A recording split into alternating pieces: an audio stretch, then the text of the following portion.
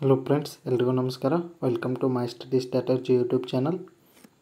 So ಹೋದ class ಒಳಗೆ ಈಗ ಆಲ್ರೆಡಿ ಅರ್ಧ ಮುಗ್ದದ. ಸೊ ಈಗ ನಾವು ಎಲ್ಲಿಗಿದ್ದೀವಿ? ದೃಗ್ಗೋಚರ ಬೆಳಕಿಗಿದ್ದೀವಿ. ಸೊ ಇಲ್ಲಿಗೆ ಇದ್ದೀವಿ ಹೋದ ಕ್ಲಾಸ್ ಒಳಗೆ. ಸೊ ಈಗ ದೃಗ್ಗೋಚರ ಬೆಳಕು. ಗೋಚರ ಬೆಳಕಿನ ಸ್ವಾಭಾವಿಕ ಮೂಲ ಸೂರ್ಯ. ಸೊ ಈ ವಿಸಿಬಲ್ ಲೈಟ್ದ ಸ್ವಾಭಾವಿಕ ಅಂದ್ರೆ ನ್ಯಾಚುರಲ್ ಸೋರ್ಸ್ ಯಾವುದು? ಸೂರ್ಯ, ಸನ್. ಮನೆಗಳಲ್ಲಿ ವಿದ್ಯುತ್ ದೀಪಗಳ ಉರುವಿಕೆ, ಎಣ್ಣೆ ದೀಪಗಳ ಉರುವಿಕೆಯಿಂದಲೂ ಗೋಚರ ಬೆಳಕನ್ನು ಪಡೆಯಲಾಗುತ್ತದೆ. ವಸ್ತುಗಳನ್ನು ವೀಕ್ಷಿಸಲು ಸಹಾಯ ಮಾಡುತ್ತದೆ. ಸಸ್ಯಗಳ ದ್ಯುತಿಸಂಶ್ಲೇಷಣೆ ಮೂಲಕ ಆಹಾರ ಉತ್ಪಾದಿಸಲು ಸಹಾಯ ಮಾಡುತ್ತದೆ. ಫೋಟೋಗ್ರಫಿಯಲ್ಲಿ ಬಳಸುತ್ತಾರೆ. ದೂರದರ್ಶಕಗಳ ಮೂಲಕ ದೂರದ ವಸ್ತುಗಳನ್ನು ವೀಕ್ಷಿಸಲು ಸಹಾಯ ಮಾಡುತ್ತದೆ. ದೂರದರ್ಶಕದ ಮೂಲಕ ಸಣ್ಣ ವಸ್ತುಗಳನ್ನು ವೀಕ್ಷಿಸಲು ಸಹಾಯ ಮಾಡುತ್ತದೆ. ಇದು ವಿಸಿಬಲ್ ಲೈಟ. ಸೊ ಸೂಕ್ಷ್ಮದರ್ಶಕದ ಮೂಲಕ ಸಣ್ಣ ವಸ್ತುಗಳನ್ನು ವೀಕ್ಷಿಸಲು ಸಹಾಯ ಮಾಡುತ್ತದೆ. ಇದರ ವ್ಯಾಪ್ತಿ ಎಷ್ಟೈತೆ ಅಂದ್ರೆ 400 ನ್ಯಾನೋಮೀಟರ್ದಿಂದ 750 ನ್ಯಾನೋಮೀಟರ್ವರೆಗೆ ಇದು ಬೆಳಕಿಂದ ಐತಿ. ಸೊ ಇದು ವಿಸಿಬಲ್ ಲೈಟ. ಬಲ್ಬ್ ಎಲ್ಲ ನೋಡಿರ್ತಾರಲ್ಲ ಮನ್ಯಾಗ, ಸೊ ಅದು ಬೆಳಕ ವಿಸಿಬಲ್ ಲೈಟ್ ಅಂತಾರೆ ಅದಕ್ಕೆ. ಸೊ ನೆಕ್ಸ್ಟ್ ಅಲ್ಟ್ರಾವೈಲೆಟ್ ರೇಡಿಯೇಷನ್, ನೇರಳಾತೀತ ವಿಕಿರಣಗಳು. ನೇರಳಾತೀತ ವಿಕಿರಣವನ್ನು ಅದರ ಫೋಟೋಗ್ರಾಫಿಕ್ ಕ್ರಿಯೆಯಿಂದ ಜೆ.ಡಬ್ಲ್ಯೂ. ರಿಕ್ಟರ್ ಎಂಬ ವಿಜ್ಞಾನಿ 1801ರಲ್ಲಿ ಆವಿಷ್ಕರಿಸಿದ. ಸೊ ಜೆ.ಡಬ್ಲ್ಯೂ. ರಿಕ್ಟರ್ ಅನ್ನುವ ಈ ನೇರಳಾತೀತ ವಿಕಿರಣವನ್ನು ಆವಿಷ್ಕರಿಸಿದ. ಇವನ್ನ ಎಲ್ಲೆಲ್ಲಿ ಬಳಸ್ತಾರಂತ ನೋಡಿ. ನೇರಳಾತೀತ ವಿಕಿರಣಗಳು ಕೆಲವು ರಾಸಾಯನಿಕ ಕ್ರಿಯೆಗಳಲ್ಲಿ ವೇಗವರ್ಧಕವಾಗಿ ಬಳಸುತ್ತಾರೆ. ನೆಕ್ಸ್ಟ್ ಇವು ಕೆಲವು ವಸ್ತುಗಳಲ್ಲಿ ಪ್ರತಿದ್ಯುತಿಯನ್ನು ಪ್ರಚೋದಿಸುತ್ತದೆ. ಈ ಪರಿಣಾಮದಿಂದಾಗಿ ಪ್ರತಿದ್ಯುತಿಗಳನ್ನು ಅಭಿವೃದ್ಧಿಗೊಳಿಸಲಾಗಿದೆ. ಅಂದರೆ ಟ್ಯೂಬ್ಲೈಟ್ಗಳಲ್ಲಿ ಈ ನೇರಳಾತೀತ ಕಿರಣವನ್ನು ಉಪಯೋಗಿಸ್ತಾರೆ. ನೆಕ್ಸ್ಟ್ ಕೃತಕ ರತ್ನಗಳು ಮತ್ತು ನೈಸರ್ಗಿಕ ರತ್ನಗಳನ್ನು ಗುರುತಿಸಲು ಉಪಯೋಗಿಸುತ್ತಾರೆ. ರತ್ನಗಳನ್ನು ಗುರುತಿಸಲು ಈ ಅಲ್ಟ್ರಾವೈಲೆಟ್ ರೇಡಿಯೇಷನ್ನ ಉಪಯೋಗಿಸ್ತಾರೆ. ಸೂಕ್ಷ್ಮಾಣುಜೀವಿಗಳನ್ನು ಕೊಲ್ಲುವುದರಿಂದ ವೈದ್ಯಕಾರಕವಾಗಿ ಬಳಸುತ್ತಾರೆ. ಅಂದ್ರೆ ಸೂಕ್ಷ್ಮಾಣುಜೀವಿಗಳನ್ನ ಕೊಲ್ಲಕ್ಕೆ ಈ ರೇಡಿಯೇಷನ್ನ ಉಪಯೋಗಿಸ್ತಾರೆ. ಕುಡಿಯುವ ನೀರನ್ನ ವೈದ್ಯಕಾರಕವಾಗಿ ಬಳಸುತ್ತಾರೆ. ಶಸ್ತ್ರಚಿಕಿತ್ಸೆಯ ಉಪಕರಣಗಳ ವೈದ್ಯಕಾರಕವಾಗಿ ಬಳಸುತ್ತಾರೆ. ಅಂಗಾಂಶ ಕೃಷಿಯಲ್ಲಿಯೂ ಬಳಸುತ್ತಾರೆ. ತದ್ರೂಪಿಗಳು ಮತ್ತು ಕೃತಕ ಗರ್ಭಧಾರಣೆಯಲ್ಲಿ ವೈದ್ಯಕಾರಕವಾಗಿ ಬಳಸುತ್ತಾರೆ. ದೇಹಕ್ಕೆ ಚುಚ್ಚುವ ಉಪಕರಣಗಳ ವೈದ್ಯಕಾರಕವಾಗಿ ಬಳಸುತ್ತಾರೆ. ನೆಕ್ಸ್ಟ್ ಇವ ಅಲ್ಟ್ರಾವೈಲೆಟ್ ಸೂರ್ಯನಿಂದ ಬರ್ತಾವೆ. ಇಲ್ಲಿ ultraviolet A, ultraviolet B, ultraviolet C.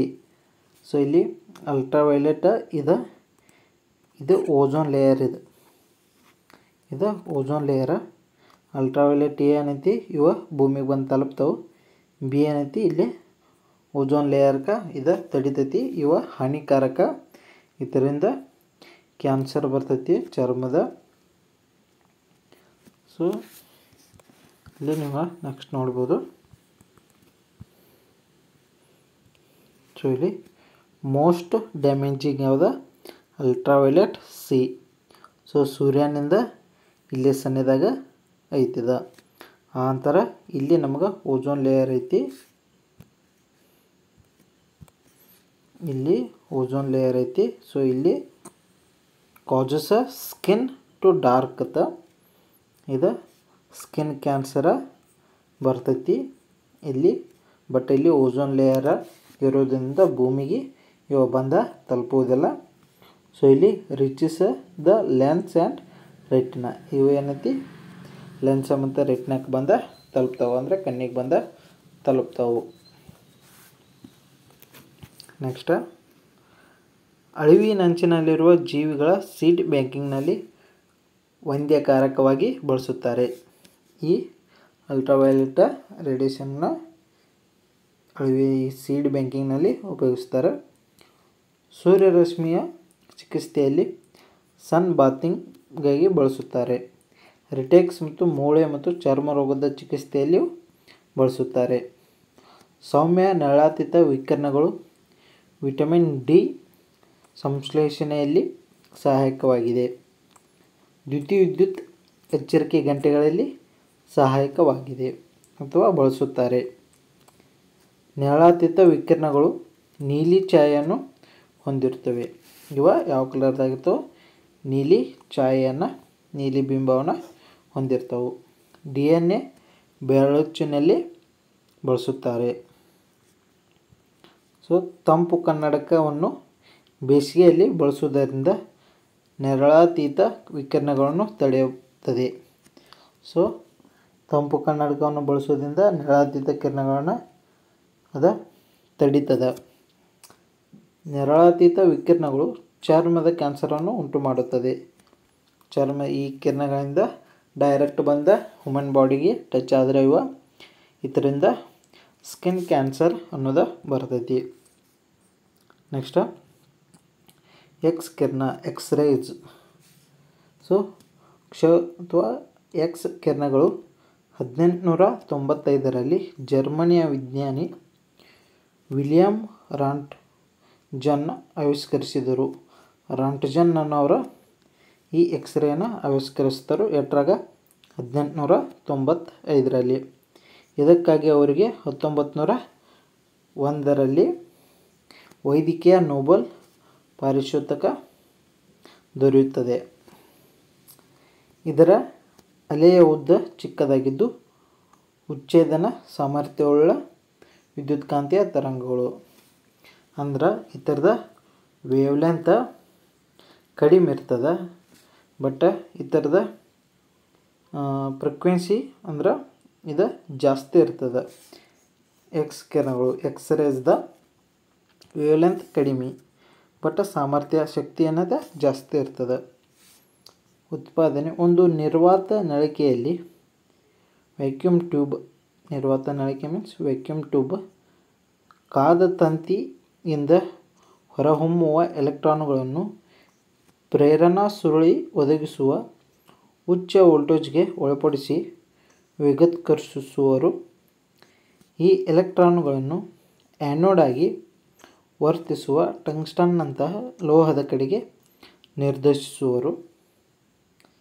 ಉಚ್ಚ ಶಕ್ತಿಯ ಎಲೆಕ್ಟ್ರಾನುಗಳನ್ನು ಲೋಹದ ಲಕ್ಷ್ಯವು ತಟ್ಟನೆ ತಡೆದಾಗ ಅವುಗಳ ಸ್ವಲ್ಪ ಚಲನಶಕ್ತಿ ಎಕ್ಸ್ ರೂಪದ ವಿದ್ಯುತ್ಕಾಂತೀಯ ಅಲೆಯಾಗಿ ಪರಿವರ್ತನೆವಾಗುತ್ತದೆ. ಸೊ ಈ ಥರ ಮಾಡಿದ್ರೇನ ಈ ಎಕ್ಸ್ರೇ ಕಿರಣಗಳು ಬರ್ತಾವಂತ ಹೇಳಿದರು. ಉಳಿದ ಶಕ್ತಿ ಬಹುಮಟ್ಟಿಗೆ ಲೋಹದ ಲಕ್ಷ್ಯವನ್ನು ಕಾಯಿಸುವುದಕ್ಕೆ ವಿನಿಯೋಗವಾಗುತ್ತದೆ. ನೆಕ್ಸ್ಟ್, ಈ ಎಕ್ಸ್ರೇನ ಎಲ್ಲಿ ಬಳಸ್ತಾರೆ ನೋಡಿ.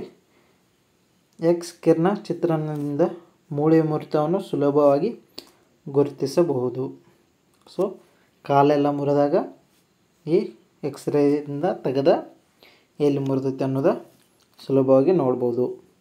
ಮಾನವ ಶರೀರವನ್ನು ಹೊರಹೊಕ್ಕಬಹುದಾದ ಪರಕೀಯ ವಸ್ತುಗಳನ್ನು ಗುರುತಿಸಲು ಬಳಸುತ್ತಾರೆ.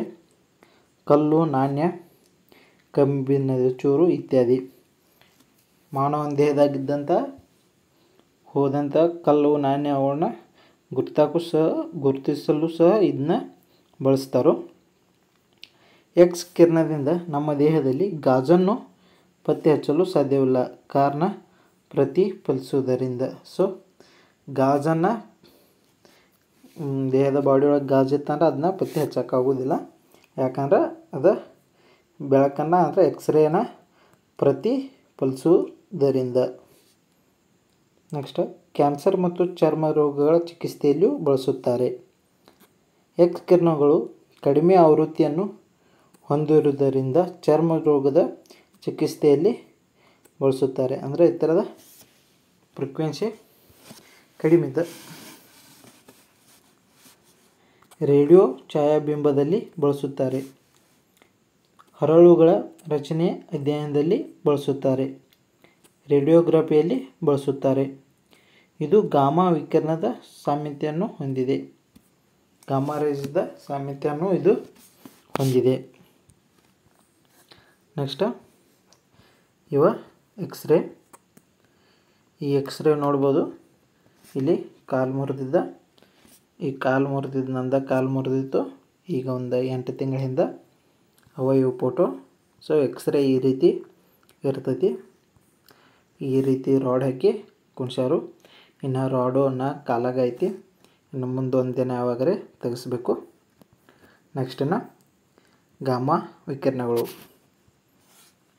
ವಿಕಿರಣಪಟು ಧಾತುಗಳಿಂದ ಉತ್ಸರ್ಗಿತವಾದ ವಿಕಿರಣಗಳಲ್ಲಿ ಗಾಮಾ ವಿಕಿರಣಗಳು ಪ್ರಥಮ ಬಾರಿಗೆ ಆವಿಷ್ಕರಿಸಲ್ಪಟ್ಟದ್ದು. ಇವು ವಿದ್ಯುತ್ ಕಾಂತೀಯ ವಿಕಿರಣಗಳು ಹೌದು. ವಿಕಿರಣಪಟು ವಿಕಿರಣಗಳು ಹೌದು. ವಿದ್ಯುತ್ ಕಾಂತೀಯ ವಿಕಿರಣಗಳಲ್ಲಿ ವಿಕಿರಣಪಟುತ್ವವನ್ನು ಹೊಂದಿರುವ ಏಕೈಕ ವಿಕಿರಣವು ಇದಾಗಿದೆ. ಅಂದ್ರೆ ವಿಕಿರಣಪಟುತ್ವದೊಳಗೆ ವಿದ್ಯುತ್ ಕಾಂತೀಯ ವಿಕಿರಣಗಳಲ್ಲಿ ವಿಕಿರಣಪಟುತ್ವ ಹೊಂದಿದ್ದ ಯಾವುದಂದ್ರೆ ಗಾಮಾ ವಿಕಿರಣ ಒಂದು. ಉಳಿದಿದ್ದು ಯಾವುವು ಅಂದ್ರೆ ಅಲ್ಟ್ರಾವೈಲೆಟ, ಇನ್ಫ್ರಾರೆಡ ಮತ್ತು ಮೈಕ್ರೋವೇವ ಮತ್ತು ರೇಡಿಯೋವೇವ ಯಾವು ಹೊಂದಿಲ್ಲ ವಿಕಿರಣಪಟುತ್ವವನ್ನು. ಸೊ ಗಾಮಾ ವಿಕಿರಣಗಳನ್ನು ಕಂಡುಹಿಡಿದ ವಿಜ್ಞಾನಿ ಪೌಲ್ ವಿಲಾರ್ಡ್ ಮತ್ತು ಹೆನ್ರಿ ಬೆಕ್ವೆರೆಲ್ ಇವರಿಬ್ಬರು ಈ ಗಾಮಾ ರೇಸ್ನ ಕಂಡುಹಿಡಿದರು. ಗಾಮಾ ವಿಕಿರಣಗಳನ್ನು ಕ್ಯಾನ್ಸರ್ ರೋಗ ಚಿಕಿತ್ಸೆಯಲ್ಲಿ ಬಳಸುತ್ತಾರೆ. ಕೆಲವು ರಾಸಾಯನಿಕಗಳ ತಯಾರಿಕೆಯಲ್ಲಿ ಇವು ಕ್ರಿಯಾವರ್ಧಕವಾಗಿ ವರ್ತಿಸುತ್ತವೆ. ರಾಸಾಯನಿಕ ವಸ್ತುಗಳನ್ನು ತಯಾರಿಸುವಾಗ ಇವ ಕ್ರಿಯಾವರ್ಧಕವಾಗಿ ವರ್ತಿಸ್ತವೆ. ಗಾಮಾ ವಿಕಿರಣಗಳನ್ನು ಸೂಕ್ಷ್ಮದರ್ಶಕಗಳಲ್ಲಿ ಉಪಯೋಗಿಸುತ್ತಾರೆ. ಸೂಕ್ಷ್ಮದರ್ಶಕದಲ್ಲಿ ಗಾಮಾ ವಿಕಿರಣಗಳನ್ನು ಉಪಯೋಗಿಸುತ್ತಾರೆ. ನೆಕ್ಸ್ಟ್, ದ್ಯುತಿವಿದ್ಯುತ್ ಪರಿಣಾಮ ಉಂಟು ಮಾಡಲು ಬಳಸುತ್ತಾರೆ. ದ್ಯುತಿವಿದ್ಯುತ್ ಪರಿಣಾಮ ಉಂಟು ಮಾಡಲು ಬಳಸುತ್ತಾರೆ. ರೇಡಿಯೋಗ್ರಫಿಯಲ್ಲಿ ಬಳಸುತ್ತಾರೆ. ಇವುಗಳನ್ನು ರೇಡಿಯೋ ಛಾಯಾಬಿಂಬದಲ್ಲಿಯೂ ಬಳಸುತ್ತಾರೆ. ನೆಕ್ಸ್ಟ್, ಇಲ್ಲಿ ಗಾಮಾ ರೇಸ್ ಬಿಟ್ಟಾರು. ಇದು ಬ್ರೈನ್ ಸ್ಕ್ಯಾನಿಂಗ್ ಮಾಡತ್ತಾರೋ.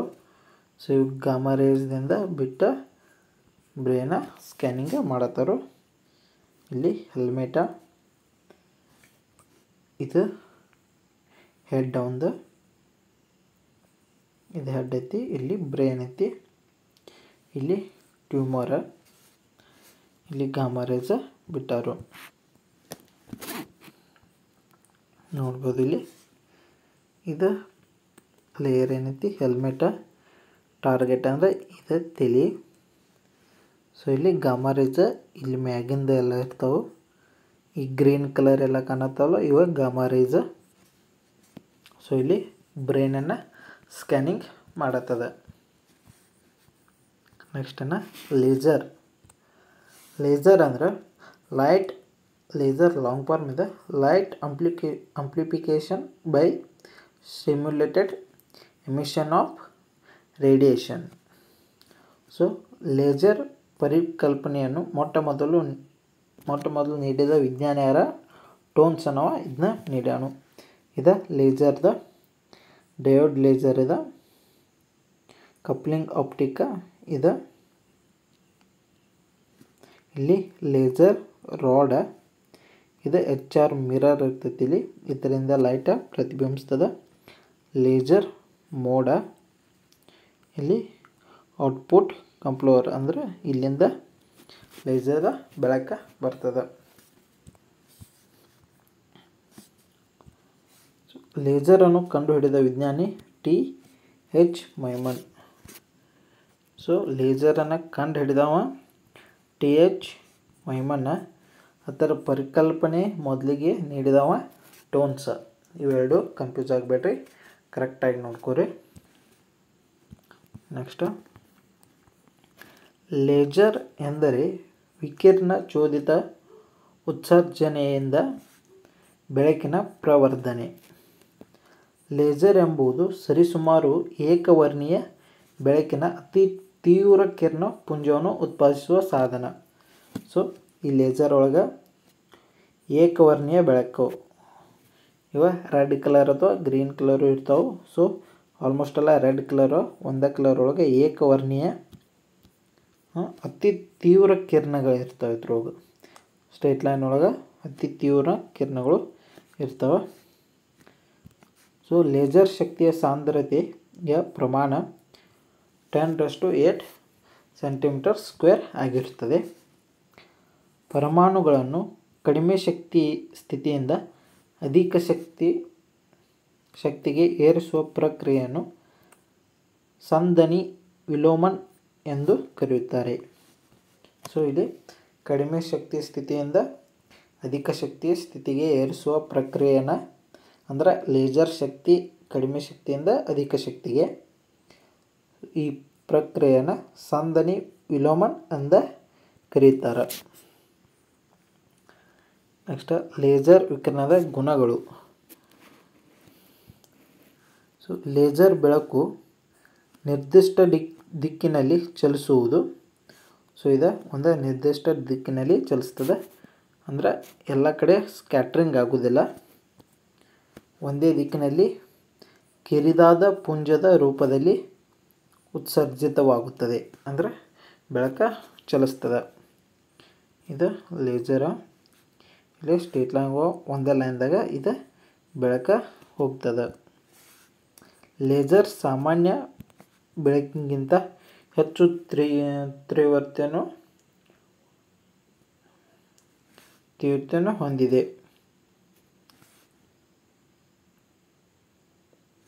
ಲೇಸರ್ ಬೆಳಕು ಅಡ್ಡ ಅಲೆಗಳನ್ನು ಹೊಂದಿದೆ. ಸೊ ಇದರ ಬೆಳಕು ಅಡ್ಡ ಅಲೆಗಳು. ಲೇಸರ್ ಪ್ರವಹಿಸಲು ಮಾಧ್ಯಮ ಅವಶ್ಯಕತೆವಿಲ್ಲ. ಸೊ ಬೆಳಕು ಯಾವುದೇ ಆದರೂ, ಲೇಸರ್ ಆಗಲಿ ಬೆಳಕಾಗಲಿ, ಯಾವುದೇ ಕಿರಣ ಆಗಲಿ, ಯಾವುದೇ ರೇಸ್ ಆಗಲಿ, ಯಾವುದೋ ಒಂದು ಪ್ರವಹಿಸಲು ಯಾವುದೇ ಮಾಧ್ಯಮದ ಅವಶ್ಯಕತೆ ಇಲ್ಲ. ಬಟ್ ಅದು ಸೌಂಡ್ ಒಳಗೆ ಮಾಧ್ಯಮದ ಅವಶ್ಯಕತೆ ಐತಿ. ಸೌಂಡ್ನೊಳಗೆ ಮಾಧ್ಯಮ ಅವಶ್ಯಕತೆ ಐತಿ. ಲೇಸರ್ ಏಕವರ್ಣೀಯ ಬೆಳಕು. ಲೇಸರ್ ಸಶಕ್ತ ಬೆಳಕಾಗಿರುತ್ತದೆ. ನೆಕ್ಸ್ಟ್, ಲೇಸರ್ ವಿಕಿರಣದ ಅನ್ವಯಗಳು, ಅಂದ್ರೆ ಅವನ್ನ ಎಲ್ಲೆಲ್ಲಿ ಬಳಸ್ತಾರಂತ. ಲೇಸರನ್ನು ರಕ್ತಹೀನತೆಯ ಚಿಕಿತ್ಸೆಯಲ್ಲಿ ಬಳಸುತ್ತಾರೆ. ಮೂತ್ರಜನಕಾಂಗದ ಕಲ್ಲಿನ ಚಿಕಿತ್ಸೆಯಲ್ಲಿ ಬಳಸುತ್ತಾರೆ. ಕಣ್ಣಿನ ರೆಟಿನಾ ಚಿಕಿತ್ಸೆಯಲ್ಲಿ ಬಳಸುತ್ತಾರೆ. ದಂತಕುಳಿ ಚಿಕಿತ್ಸೆಯಲ್ಲಿ ಬಳಸುತ್ತಾರೆ. ದಂತಕುಳಿ ಮೀನ್ಸ್ ಹಲ್ಲಿನ ಚಿಕಿತ್ಸೆಯಲ್ಲಿ. ಯಕೃತ್ತಿನ ಕಲ್ಲಿನ ಚಿಕಿತ್ಸೆಯಲ್ಲಿ ಬಳಸುತ್ತಾರೆ. ಅಂಗ ಪರಿಚ್ಛೇದಿಸಲು ಬಳಸುತ್ತಾರೆ. ಚರ್ಮ ರೋಗದ ಚಿಕಿತ್ಸೆಯಲ್ಲಿ ಬಳಸುತ್ತಾರೆ. ದೇಹದಲ್ಲಿ ಗಡ್ಡೆಯನ್ನು ನಿಯಂತ್ರಿಸಲು ಬಳಸುತ್ತಾರೆ. ಲೇಸರ್ ರೇಜಿಂಗ್ ತಂತ್ರಜ್ಞಾನದಲ್ಲಿ ಬಳಸುತ್ತಾರೆ. ಲೇಸರ್ ರೇಜಿಂಗ್ ಅಂದ್ರೆ ಎರಡು ವಸ್ತುಗಳ ನಡುವಿನ ನಿಖರ ಅಂತರವನ್ನು ಪತ್ತೆಹಚ್ಚುವ ತಂತ್ರಕ್ಕೆ ಲೇಸರ್ ರೇಜಿಂಗ್ ಎನ್ನುತ್ತಾರೆ.